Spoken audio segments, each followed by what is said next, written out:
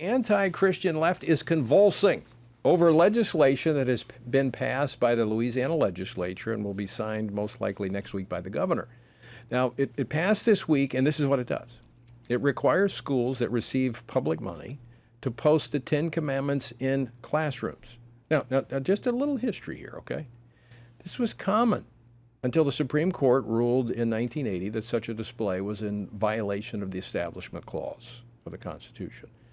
Well, to quote President Biden, guess what?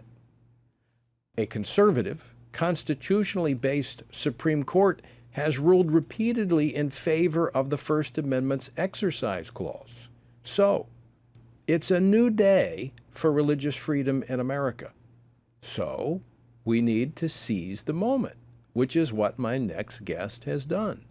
Joining me now is the author of the bill, Louisiana State Representative Dodie Horton. She represents Louisiana's 9th District in the House.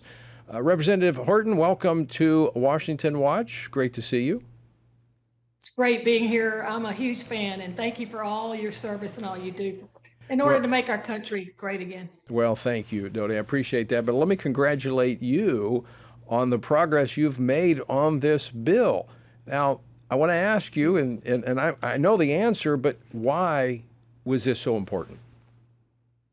We wanted to get the Ten Commandments back in the classroom where they were, and they hung for almost 3 decades.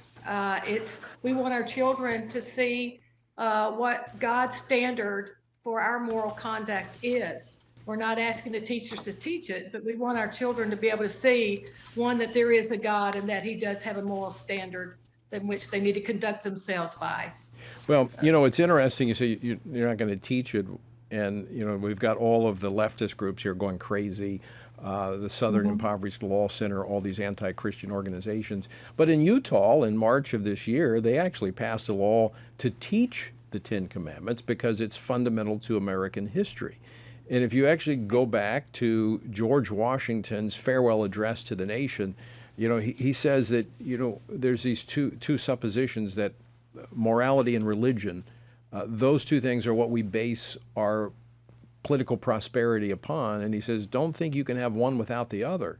And when we look at what's happening in our schools, we look at what is happening in our culture, and we wring our hands, and policymakers try to figure out what they're going to do to correct, you know, the lawlessness. You know, it's pretty simple.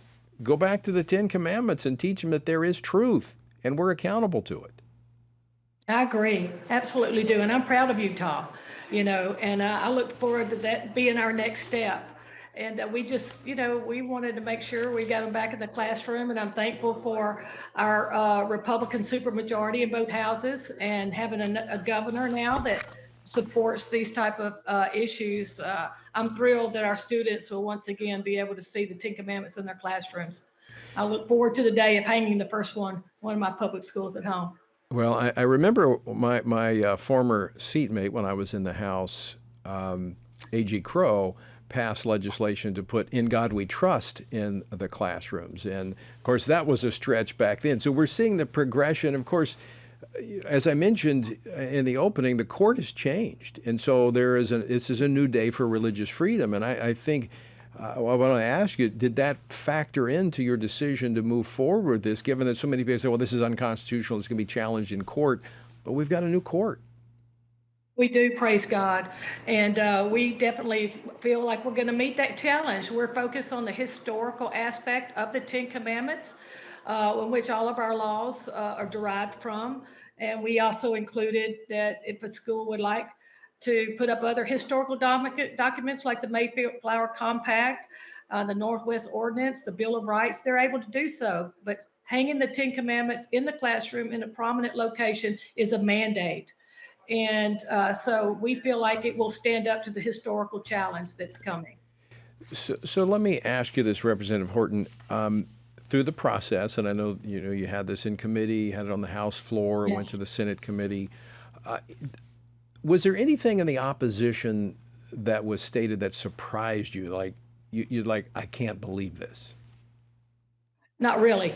I'm used to carrying legislation that the left absolutely abhors, and so from having legislation this year, will be signing a law that people cannot indoctrinate our children in the classroom to standing on our biblical beliefs. I'm used to that type of attack, and unfortunately, they didn't hold back on this one either. And so.